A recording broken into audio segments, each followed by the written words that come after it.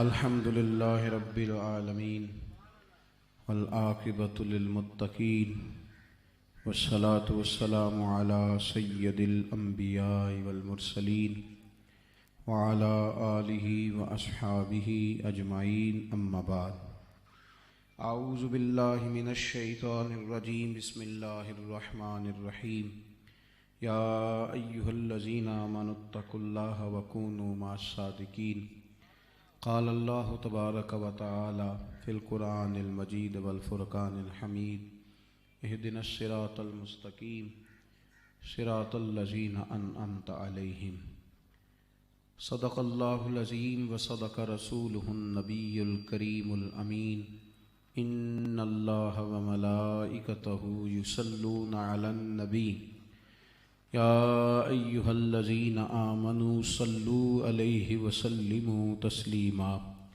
الصلاة والسلام عليك يا سيدي يا رسول الله وعلى آلك وأصحابك يا سيدي يا حبيب الله. سارے حضرات درود شریف پڑھیے، سارے پڑھیے. الصلاة والسلام عليك يا رسول الله وعلى آلك وأصحابك يا حبيب الله. حمد و صلاۃ کے بعد دوستو، بزرگوں اور بھائیوں، اللہ تبارک و تعالیٰ کا فضل اور احسان ہے کہ آج ہم سب محبوب سبحانی، قندیل نورانی، شہباز لامکانی، شیخ سید ابو محمد عبد القادر جیلانی، سرکار غوث پاک شہنشاہ بغداد رضی اللہ تعالیٰ عنہ کی یاد میں اس محفل مبارکہ میں حاضر ہیں. اللہ تعالیٰ ہماری حاضریوں کو قبولیت کا درجہ عطا فرمائے، ہمیں حضرت غوث اعظم رضی اللہ تعالیٰ عنہ کے فیض سے فیض یاب فرمائے. اللہ تبارک و تعالیٰ نے قرآن مجید میں ہمیں یہ حکم دیا ہے کہ ہم اس کے اللہ کے نیک بندوں کے رستوں کو اختیار کریں. یا ایھا الذین آمنوا اتقوا اللہ وکونوا مع الصادقین. اے ایمان والو، اللہ سے ڈرو، سچوں کے ساتھ رہو. ہر نماز میں ہم سورہ فاتحہ میں یہ دعا پڑھتے ہیں، اہدنا الصراط المستقیم. یا اللہ ہمیں صراط مستقیم پہ چلا. کیا ہے صراط مستقیم؟ صراط الذین انعمت علیہم، ان لوگوں کا راستہ جن پر تو نے انعام کیا. ان انعام یافتہ لوگوں کا ہمیں رستہ عطا فرما. جب ہم ہر نماز میں اللہ کی بارگاہ میں یہ التجا کر رہے ہیں کہ مالک وہ رستہ، وہ منزلیں ہمیں نصیب فرما جن پہ تیرے نیک بندے تھے، پھر ہمیں تھوڑی سی توجہ بھی کرنی چاہیے کہ آخر وہ نیک بندے کہتے کیا تھے، اپنی کامیابی کے بعد وہ نتیجہ کیا دیتے تھے. انہوں نے اپنی اتنی محنت شاقہ اور جہد مسلسل کے بعد جو ہمیں باتیں ارشاد فرمائیں، وہ ہمارے لیے کتنی زیادہ ضروری ہوں گی. اور قرآن مجید نے ان بندوں کی نشاندہی بھی کی. فرمایا انعم اللہ علیہم من النبیین والصدیقین والشہداء والصالحین. یہ انعام یافتہ بندے نبی ہیں، صدیق ہیں، شہید ہیں اور صالحین ہیں. وحسن اولئک رفیقا. اللہ فرماتا ہے یہ بڑے بہتر دوست ہیں، ان سے دوستیاں کرو، ان کی دوستیاں بڑی بہترین ہیں، اعلیٰ معیار کے دوست ہیں یہ لوگ. عزیز دوستو، ہمیں غور کرنی چاہیے. اصل میں نا جو شخصیت ہوتی ہے نا، اس شخصیت سے جو الفاظ پھوٹتے ہیں اور جو جملے ما فی الضمیر بن کر زبان پہ آتے ہیں، وہ جملے بڑے قیمتی ہوتے ہیں. کسی درویش نے کہا تھا کہ پیغمبر کی باتیں بھی پیغمبر ہوتی ہیں. ان کی باتوں کا جو وزن ہوتا ہے وہ بھی بڑا قیمتی ہوتا ہے. ہمارے ہاں یہ ہوتا ہے کہ بعض لوگ محبت میں، وارفتگی میں تو بڑی دور تک جاتے ہیں، تعلیمات کی جانب توجہ نہیں کرتے. مثال دینی پڑے گی، مثالیں سمجھانے کے لیے ہوتی ہیں. حضرت عیسیٰ علیہ السلام کو ماننے والے اتنی دور نکل گئے کہ خدا کا بیٹا ہی مان لیا، معاذ اللہ، استغفر اللہ. لیکن جو وہ فرماتے تھے وہ تو چھوٹ گیا نا ان کے ہاتھ سے. وہ تو ہمیشہ کہتے رہے کہ لا الہ الا اللہ، اللہ کے سوا کوئی معبود نہیں ہے. جو وہ پیغام دیتے تھے، جو وہ درس دیتے تھے، جس طرح وہ توجہ دلاتے تھے، ادھر خیال ہی نہیں کیا.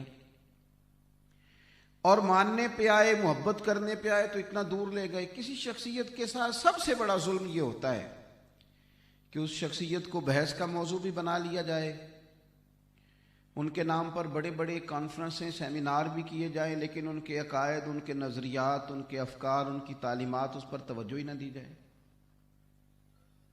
یہ دوڑ کے آتے ہیں بعض لوگ اور آ کے کہتے ہیں حضرت کے ہاتھ چومنے۔ بھئی حضرت جو کہتے ہیں وہ بھی تو کرو نا، نرا ہاتھ چومنا۔ ایک حدیث میں سناؤں گا تو یہ والا میرا مضمون مکمل ہو جائے گا۔ ترمذی شریف میں موجود ہے، نبی پاک صلی اللہ تعالی علیہ وسلم نے بعض صحابہ کو ایک جگہ صبح صبح جانے کا حکم دیا، تمام چلے گئے۔ حضرت عبداللہ بن رواحہ رضی اللہ تعالی عنہ فرماتے ہیں میرے دل میں خیال آیا کہ جمعہ ہے تو میں پہلے جمعہ حضور کے پیچھے پڑھ لوں۔ یہ جمعہ حضور کے پیچھے جو پڑھا جائے گا وہ دوبارہ تو نہیں نہ مل سکتا، بہت بڑی سعادت ہے سرکار کی امامت میں نماز جمعہ کی ادائیگی۔ تو میں اس ارادے سے روک گیا کہ جمعہ حضور کے پیچھے پڑھ لیتا ہوں، سعادت مل جائے گی، اور پھر میں چلا جاؤں گا۔ باقی سارے سویرے سویرے چلے گئے۔ فرماتے ہیں جمعے کی نماز حضور کے پیچھے پڑھی، سرکار نے مجھے دیکھا اور دیکھ کے فرمایا میں نے تو تمہیں صبح وہاں بھیجا تھا۔ یا رسول اللہ، ابھی ان کا ذوق ہے نا، محبت یہ ہے کہ پیچھے پڑھتا ہوں جمعہ۔ تو کہتے ہیں حضور علیہ السلام نے فرمایا تمہیں تو بھیجا تھا۔ یا رسول اللہ، میرے دل میں خیال آیا کہ جو جمعہ آپ کے پیچھے رہ گیا وہ تو رہ ہی گیا، تو یہاں نہ پڑھ لوں۔ پتہ ہے حضور نے کیا فرمایا؟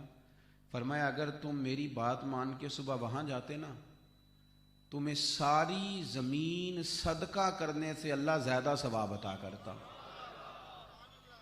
ذوق وہ جو شریعت کے دائرے میں ہو، محبت کریں پر تعلیمات کا بھی تو خیال کرے نا بھائی۔ اعلیٰ حضرت بریلوی کیا فرماتے ہیں؟ وہ جو نہ تھے تو کچھ نہ تھا، وہ جو نہ ہو تو کچھ نہ ہو، جان ہے وہ جہان کی، جان ہے تو جہان ہے۔ لیکن ساتھ اور بھی ایک بات کرتے ہیں، کہتے ہیں پیش نظر ہے وہ نو بہار اور سجدے کو دل ہے بے قرار، پر روکیے سر کو روکیے، یہی تو امتحان ہے۔ ذوق تو کہہ رہا ہے یہ کام کریں، پر کرنا وہ ہے جس کا حضور نے ہمیں پابند کر دیا ہے، اس سے آگے پیچھے ہو سکتے نہیں۔ ایک شاعر نے کہا تھا کہ جب تیرا حکم ملا ترک محبت کر دی، انہوں نے کہا نہیں کرنی، تو ہم نے کہا چلو پھر نہیں کرنی۔ جب تیرا حکم ملا ترک محبت کر دی، دل مگر اس قدر دھڑکا کہ قیامت کر دی۔ اور اب تو دشمن کی اداؤں پہ بھی پیار آتا ہے، تیری الفت نے محبت میری عادت ہی کر دی، تو نفرت کی ہی نہیں جاتی ہم سے۔ تو بات مانیں، تعلیمات پر عمل کریں۔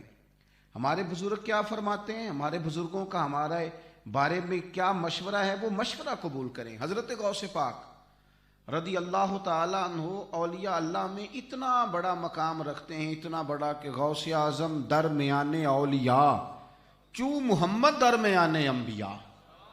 حضرت غوث پاک رضی اللہ تعالی عنہ کا ولیوں میں وہی مقام ہے جو مدینے والے محبوب کا نبیوں میں مقام ہے۔ تو اب دیکھنا تو یہ ہے کہ وہ شخصیت ہمیں کیا مشورہ دیتی ہے، ان کا ہمارے بارے میں کیا کہنا ہے۔ تو چند ایک ارشادات آج میرے خیال میں آیا کہ میں حضرت غوث اعظم کے آپ کے سامنے رکھوں۔ حضرت غوث پاک رضی اللہ تعالیٰ عنہ فرماتے مخلص ہو جاؤ، جو کرو اللہ کی رضا کے لیے کرو۔ حضور مخلص بندے کی علامت کیا ہے؟ تو آپ فرماتے ہیں اس کی علامت یہ ہے کہ وہ مخلوق کی تعریف اور تنقید سے بے نیاز ہو جائے۔ وہ یہ چھوڑ دے کہ بندے میری تعریف کر رہے ہیں کہ میرے اوپر تنقید کر رہے ہیں، اس سے اوپر اٹھ جائے۔ کرے کیا؟ بندے تعریف کرتے ہیں، یہ تنقید کرتے ہیں، یہ مزاج نہ بنائے، بس یہ دیکھے کہ میں جو کر رہا ہوں اس سے میرا رب راضی ہے کہ نہیں۔ مخلوق کی مدح و ذم سے اوپر نکل جائے۔ اور آپ فرماتے ہیں نعمت کے لیے کبھی کام نہیں کرنا، یہ پیسہ مل جائے، یہ انعام مل جائے، یہ چیز مل جائے، نعمت کے لیے کام نہیں کرنا، نعمت دینے والے کے لیے کام کرنا۔ تم اس طرح سفر کرو جو نعمت۔ اور یہ بڑا باریک نقطہ غوث پاک نے ہمیں ارشاد فرمایا ہے۔ محمود غزنوی نے نا یوں دروازے کھول دیے سارے خزانوں کے اور کہنے لگا کہ جو جس پہ ہاتھ رکھے گا وہ شے اسی کی۔ کسی نے ہیرے پہ ہاتھ رکھا، جواہرات پہ رکھا، نوٹوں کے تھیلے پہ رکھا، کسی نے کہیں رکھا۔ ایاز نے پیچھے سے اٹھ کے محمود کے کندھے پہ ہاتھ رکھا۔ تو محمود کہنے لگے یہ کیا بات ہوئی؟ کہنے لگے اپنے وعدے پہ پکے ہونا، جو شاید جس پہ ہاتھ رکھے وہ اسی کی ہو جائے گی۔ تو بس پھر میں نے بھی جہاں جو چیز مجھے چاہیے تھی، محمود کہنے لگے تو سیانا نکلا ہے، باقیوں نے خزانے چاہے ہیں، تو نے خزانے والا چاہا ہے۔ تو حضرت غوث پاک فرماتے ہیں کہ نعمت کے پیچھے بھاگنے سے بہتر ہے نعمت والے کی طرف دیکھ۔ اگر خلاق عالم راضی ہو گیا تو وَيَرْزُقْهُ مِنْ حَيْثُ لَا يَحْتَسِبُ، وہ تو وہاں سے دے دے گا کہ تیرا کبھی گمان بھی نہیں گیا ہوگا۔ ہم نا دینی لوگوں سے بھی گزارش کروں گا، لوگ شاباش دیں تو بندے کام اور کرتے ہیں، لوگ تھوڑی تنقید کر دیں تو بندے رک جاتے ہیں، یہ تو نہ کریں میرے بھائی۔ مخلوق کی مدح و ذم میں کیا رکھا ہے؟ بڑے سارے لوگ ہیں جن کو لوگوں نے کوئی بہت بڑا ولی اللہ نہیں جانا۔ میں اکثر کہتا ہوں کہ نبیوں کے ساتھ بڑی بڑی فوجیں نہیں چلیں، 4 5 5 لوگوں نے کلمہ پڑھا پر نبی کامیاب ہو کے گئے، اس لیے کہ جو ڈیوٹی وہ کرنے آئے تھے وہ ڈیوٹی انہوں نے پوری دی۔ تو حضرت غوث پاک رضی اللہ تعالیٰ عنہ ارشاد فرماتے ہیں کہ یاد رکھو، اخلاص یہ ہے کہ مخلوق تعریف کرے یا تنقید کرے، تم نے اپنے رب کی رضا کی جانب دیکھنا ہے۔ دوسری بات حضرت غوث اعظم فرماتے ہیں کہ دین ان لوگوں کا برباد ہو جاتا ہے جو علم پر عمل نہیں کرتے، اور فرماتے ہیں ان کے لیے بھی بربادی ہے کہ اس چیز پر عمل کرتے ہیں جن کا انہیں علم ہی نہیں۔ نماز کا علم ہے نا، ہمیں ہے کہ نہیں؟ زکوٰۃ کا ہمارے اوپر آج فرض ہو تو علم ہے نا، ماں باپ کی خدمت کرنی چاہیے، علم ہے اس بات کا، بال بچوں کی تربیت صحیح کرنی چاہیے، علم ہے نا اس بات کا، یہ حلال ہے یہ میرے لیے حرام ہے، اس کا علم ہے نا۔ فرماتے ہیں جس کا علم ہے اس پر تم عمل نہیں کرتے ہو، جس کا علم نہیں۔ بعض لوگوں کو معرفت چاہیے، وہ بڑی بڑی گہری باتیں کرتے ہیں، اللہ کے بندے معاذ اللہ نماز روزے سے دور ہے اور کہتے ہیں میں تمہیں بتاتا ہوں بڑی معرفت کی بات، بھئی اس کا تو تمہیں علم ہی نہیں۔ جس کا علم نہیں اس کے پیچھے بھاگتے ہو، جس کا پتہ ہے وہ تو پہلے کر لو۔ حضرت غوث پاک فرماتے ہیں جس کا علم ہے اس پر عمل کر اور تو آگے بڑھ۔ کتنی باتیں سنی، کتنی تقریریں سنی، کتنے جمعے پڑھے، عمل کب کرنا ہے، آگے کب بڑھنا ہے؟ آخر کوئی ایسا وقت آئے کہ جب ہم عمل کا رستہ اختیار کریں۔ تو آپ فرماتے ہیں کہ جو تم نے سیکھ لیا اس پر عمل کرو۔ تیسری بات حضرت غوث پاک رضی اللہ تعالیٰ عنہ فرماتے ہیں تمہاری پرکھ کے لیے، تمہیں جانچنے کے لیے آزمائش بڑی ضروری ہے۔ آپ فرماتے ہیں اگر آزمائشیں نہ ہوتی تو سارے لوگ عابد زاہد ہی ہوتے۔ یہ جو رب آزمائش ڈالتا ہے نا، دن ہوتے ہیں، دن نفع آنے کے بھی دن ہوتے ہیں اور کچھ دن آتے ہیں جن میں نقصان ہونا ہوتا ہے۔ ہمارا یہ مسئلہ ہے کہ ہم میٹھا میٹھا قبول کرنا چاہتے ہیں اور کبھی کڑوا آ جائے تو اس پر ہم تیار نہیں ہوتے۔ آزمائش کے لیے ذہنی طور پر تیار رہنا۔ حضرت غوث اعظم فرماتے ہیں یہ تمہیں اللہ کے قریب کرے گا۔ ایک وقت آتا ہے، ایسا نہیں کہ آپ تدبیر نہیں کرتے میرے بھائی، ایک ٹائم آ جاتا ہے جب آپ کا سایہ بھی یوں لگتا ہے کہ پیچھے ہٹ گیا ہے، جب آپ کو محسوس ہوتا ہے کہ سارے دروازے بنے ہوئے ہیں پر میرا کہیں ہاتھ ہی نہیں لگ رہا۔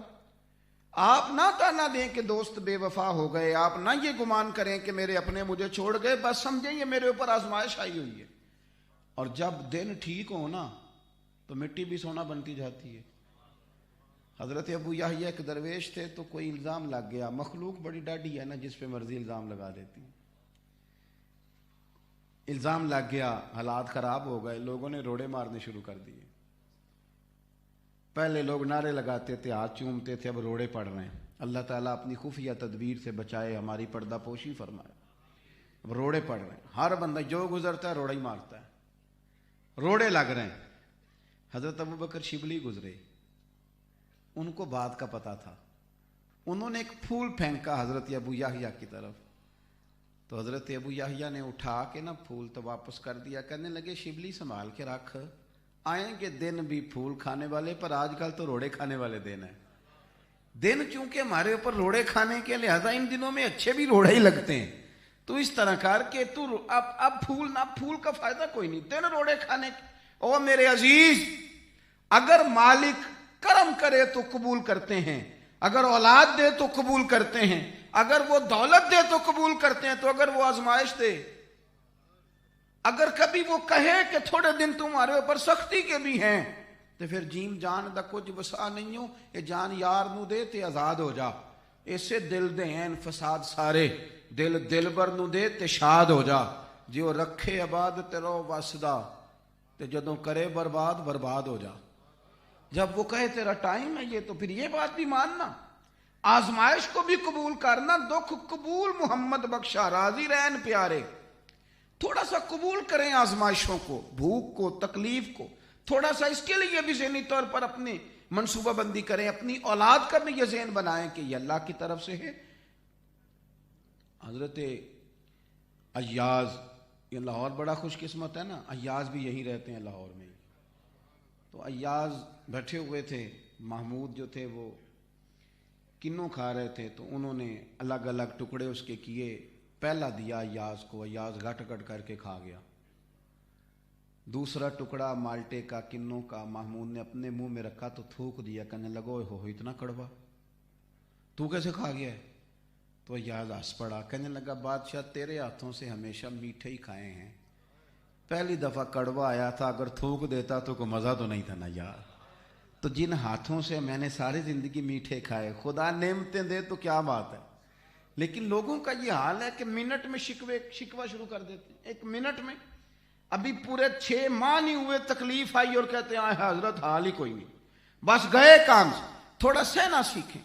दुख कबूल मोहम्मद बख्शा राजी रहन प्यारे।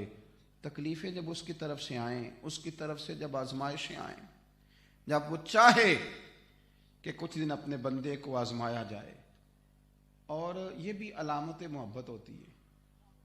मैंने ना अपने साहब से एक दफ़ा पूछा, कुछ लोगों को आप उठ के मिलते हैं, प्यार भी करते हैं और कुछ से सही सलाम भी नहीं लेते, तो फरमाने लगे तू बड़ा ध्यान रखता है, ये ख़ास बात ही तूने पूछ ली है। मैंने कहा हुज़ूर इसको तो खोलें। फरमाने लगे कुछ बंदे ना अपने होते हैं, उन्हें मुंह न भी लगाओ तो उन्हें जाना नहीं, जूते भी पड़े तो अपना है तो उसने छोड़ के थोड़ा जाना है, उसकी टेंशन लेने की ज़रूरत। बंदे को पता होता है रोटी ना भी दी तो इधर ही है, हमारा जो हुआ हमारा जो हुआ। और कुछ ऐसे हैं जिनको प्रोटोकॉल ना दो तो भाग जाते हैं। वो कहते हैं देखो जी मैं आया, मैंने पूछा ही नहीं। फरमाने लगे ये बेगाने लोग होते हैं, जिसको ना कहा था ना बाबे बुल्ले शाह साहब ने, राती जागे ते शेख सदा में, राती जाग दे कुत्ते तैथों उत्ते। और ये शेर जान है। फरमाने लगे वो मालक दा दर मूल न छड़ दे, पावे मारो 100 जुत्ते। अल्लाह करे आप समझें, वो मालक दा दर मूल न छड़ दे, पावे मारो 100 जुत्ते। रुखा सुखा खा, दिने जा रुखां विच सुत्ते, तैथों उत्ते। एक बुरकी दा कदर पछाणन, पावे मालक होवन सुत्ते, तैथों उत्ते। उठ बुलिया चल यार मना लै, नहीं ते बाजी लै गए नहीं कुत्ते, नहीं ते बाजी लै गए नहीं कुत्ते। तो हज़रत गौसे आज़म फरमाते हैं ये आजमाइश बताएगी कि तेरा रब से प्यार कितना है, ये आजमाइश बताएगी कि तू अल्लाह के करीब कितना है। चौथी बात हजरत गौसे पाक की, समझ आ रही है मेरी बातों की? मुझे उनकी करामतें भी आती हैं काफ़ी सारी, मैंने पढ़ी हैं। गौस पाक की करामतें तवातुर के साथ हैं। मुझे हजरत गौसे आज़म के बारे में किस किस बुजुर्ग ने क्या कहा वो भी आता है। आला हजरत ने जो अशार लिखे वो भी आते हैं। हजरत सुल्तान बाहू ने जो कहा ना, शहर बगदाद दे टुकड़े मंग सां ते कर सां मीरा मीरा, मुझे आते हैं। लेकिन मैं ये चाहता हूं कि जो वो हमसे चाहते थे उस पर क्यों ना बात की जाए, जो चाहते थे कि लोग इस तरह के बने उस पर क्यों ना कलाम किया जाए, उनकी चाहत को क्यों ना देखा जाए। थोड़ी देर के लिए ऐसी बातें करना जिनमें कानों का लुत्फ ज्यादा हो वो तो अपनी जगह पे, लेकिन उनकी तालीमात, उनके अफकार, मैं जो बात करने लगा हूं इसे दिल के कानों से सुनना। हजरत गौसे पाक फरमाते हैं मैंने 40 साल दीन पढ़ाया है, 40 साल रिसर्च की है, तहकीक की है, 40 साल। लेकिन आप फरमाते हैं मैंने बड़े बड़े नेक अमाल देखे, बड़े अमल हैं जो अल्लाह के करीब ले जाते हैं, पर मैंने देखा है भूखों को रोटी खिलाने से ज्यादा कोई अमल ऐसा नहीं जिससे रब जल्दी राजी होता हो। खाना खिलाओ, दुनिया आवे खा खा जावे, राजी होवे बुल्ला।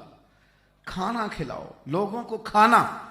गौसे आजम फरमाते हैं 40 साल की रिसर्च का निचोड़ है कि तेरे दरवाजे से कोई भूखा ना जाए।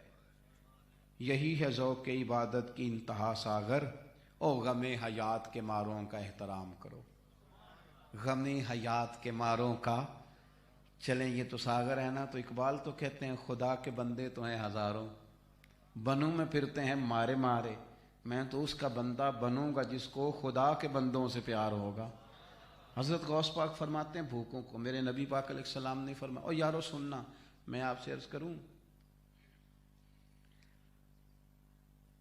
کچھ لوگ ایسے ہیں، کچھ لوگ، میں گھر میں بیٹھا تھا، کسی دعوت پہ گیا ہوا تھا، تو باورچی خانہ بالکل کونے میں تھا، میرے اپنے عزیز تھے، قریبی تعلق تھا، تو وہ ان کی کام والی کہنے لگی کہ یہ آپ نے جو چیزیں تلنی تھیں وہ تل لی ہیں، تو یہ گھی کا کیا کرنا ہے؟ تو گھر والوں نے کہا کہ اس کو آپ پھینک دیں، تو کہنے لگی اگر آپ اجازت دیں تو میں لے نہ جاؤں اسے۔ میں اندر کھانا کھا رہا تھا تو میرا تو لقمہ گر گیا، میں نے اس شخص کو آواز دی، میں نے کہا کہ مہربانی کرو اس کی تنخواہ ڈبل کر دو، اللہ تمہیں اور دے گا۔ کہنے لگے کیا ہوا؟ میں نے کہا یار تم سمجھے نہیں بات کو، غریبی یہاں تک لوگوں، کچھ لوگ ایسے ہیں جو کھا کے بیمار ہو گئے، ان کو معدے کے ڈاکٹر کی ضرورت ہے، اور کچھ ایسے ہیں جن کے بچے بوٹیوں سے لڑائی کر رہے ہیں کہ ابا گوشت کھانا ہے، کچھ لوگ ایسے ہیں جن کی گلی میں کوئی چیز بیچنے والا آ جائے تو اماں باہر جا کہتی ہے بھائیا غصہ نہ کری، ذرا بند کر لے ٹیپ، میرے بچوں نے سن لیا تو پیسے کوئی نہیں۔ کھلونوں کی دکانوں کی طرف سے آپ کیوں گزرے؟ یہ بچے کی ضد ہے، یہ سمجھوتا نہیں کرتی۔ میں نے یہ انداز دیکھیں، میں نے اپنے گھر میں اپنے محلے میں یہ رنگ دیکھیں، غریب کا بھلا کرنا۔ یہ بندہ امیر ہو جاتا ہے وہ امیروں میں اٹھتا بیٹھتا ہے، اسے کوئی درد نہیں رہتا، وہ کہتا ٹھیک ہے کدھر ہے غربت۔ کیسے فیکٹری کا مالک آپ کو بتائے گا کہ گھر میں گھی کا مسئلہ ہے؟ وہ اس کا یہ مسئلہ ہی نہیں، اس کا مسئلہ پیٹرول ہے، اس کا مسئلہ درام، یہ جو ڈیوٹی لگ گئی آنے جانے پہ، یہ اس کا مسئلہ، اس کا مسئلہ چینی نہیں ہے۔ چینی تو اس باپ کا مسئلہ ہے جو رات کو یہ پوچھ کے چائے پیتا ہے کہ اگر تو بچوں کے صبح دودھ کے لیے چینی ہے تو چائے بنا دو ورنہ رہنے دو، اس کا مسئلہ ہے چینی۔ امیروں کا کہاں مسئلہ ہے؟ گندم امیر شہر کی ہوتی رہی خراب، اور بچی کسی فقیر کی فاقے سے مر گئی۔ میرے غوث پاک فرماتے ہیں بھوکے کو روٹی کھلا، میں نے 40 سال تحقیق کی ہے، اور میرے نبی کریم علیہ السلام فرماتے ہیں جس نے بھوکے کو روٹی کھلائی ہوگی نا، اللہ اس غریب سے کہے گا جس نے تجھے روٹی کھلائی تھی اس کا ہاتھ پکڑ کے جنت میں لے جا۔ جس نے پانی پلایا ہوگا اسے کہا جائے گا اس کا ہاتھ پکڑ اور لے جا۔ حضرت غوث پاک کا پتہ ذوق کیا تھا؟ جیب میں پیسے، ایک تو تھی اپنا لنگر خانہ بنوایا ہوا تھا حضرت غوث اعظم، اس میں تو مستقل روٹیاں لگتی رہتی تھی، کھانے چلتے رہتے تھے، دنیا آوے تے کھا کھا جاوے تے راضی ہووے بلا، وہ تو کام چل ہی رہا تھا۔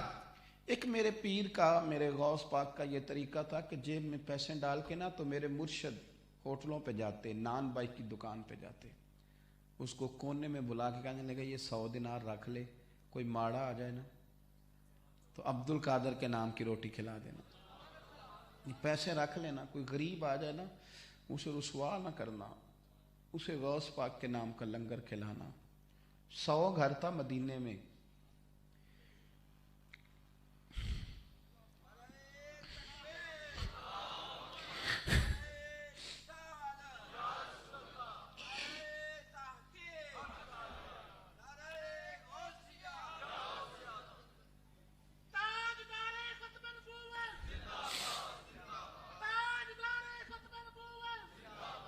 ایک 100 گھر تھا مدینہ منورہ میں، ایک 100 گھر تھا جس میں 2 وقت روٹی آتی تھی، بچوں کے کپڑے آتے تھے، دوائیوں کا خرچہ آتا تھا، پتہ کوئی نہیں تھا کون دے جاتا ہے۔ پھر اچانک سب کے گھر میں کھانا آنا بند ہوا، لوگ ایک دوسرے سے پوچھنے لگے تیرے گھر کب سے نہیں آیا؟ کہا 18 محرم سے۔ تیرے گھر کب سے نہیں آیا؟ 18 محرم سے۔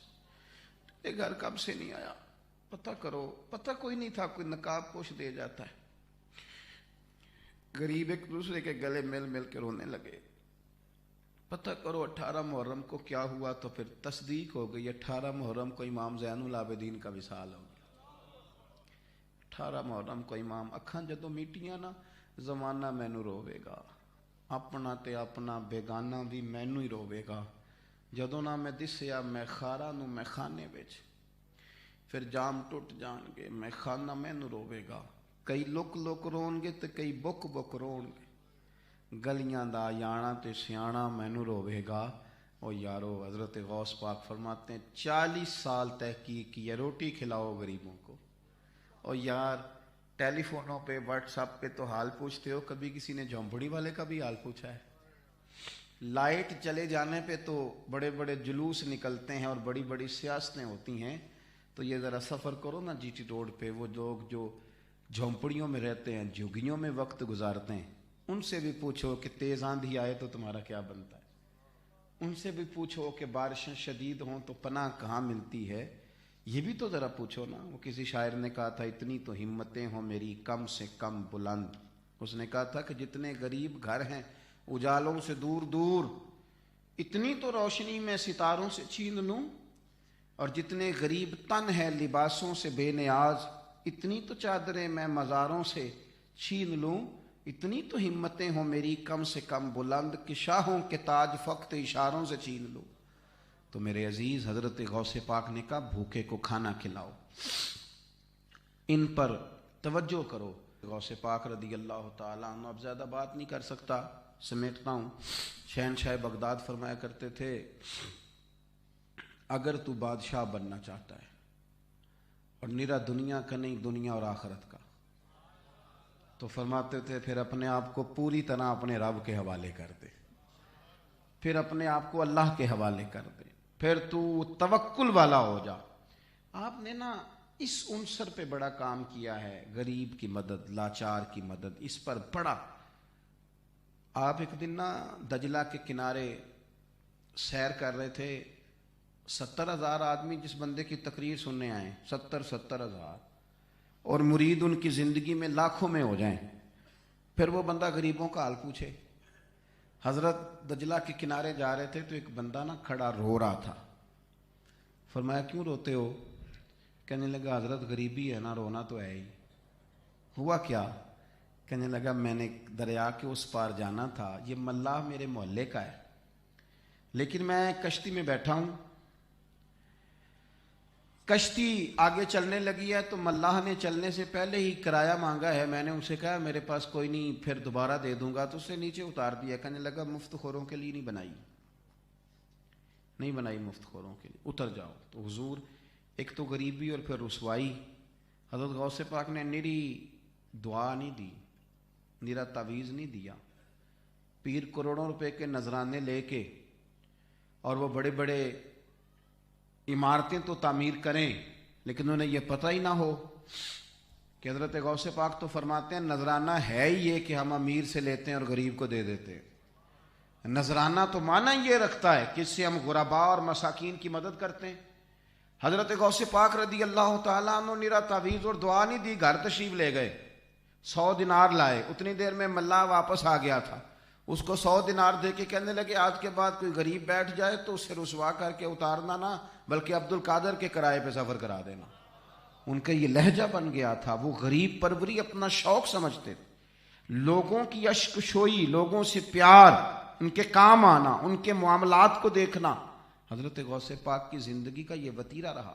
ہمارا اصل میں یہ حال ہو گیا ہے کہ ہم صرف باتوں اور گفتگو کی حد تک تو بہت سارے بزرگوں سے محبت کرتے ہیں، لیکن ان کی تعلیمات کیا ہیں؟ یہ 11ویں شریف کیا ہے؟ یہ غوث پاک نے غریبوں کو کھلانے کا ہی تو ایک طریقہ نکالا تھا۔ نبی پاک علیہ السلام سے کسی نے پوچھا بہترین مسلمان کون ہوتا ہے؟ فرمایا جو سلام لینے میں پہل کرے اور کھانا زیادہ کھلائے۔ تو یہ تو ایک سلیقہ تھا۔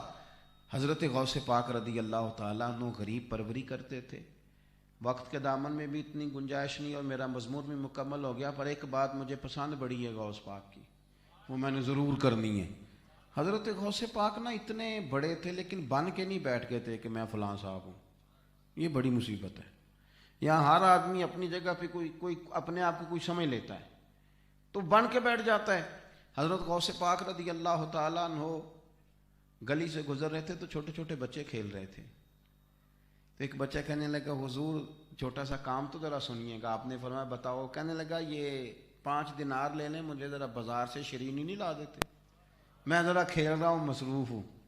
کہیں ہاں بھلا کوئی کسی افسر کو, اس کا اپنا بھی بچہ کہے تو کام خراب ہو جاتا ہے, یہ ذرا شرینی نہیں لا دیتے.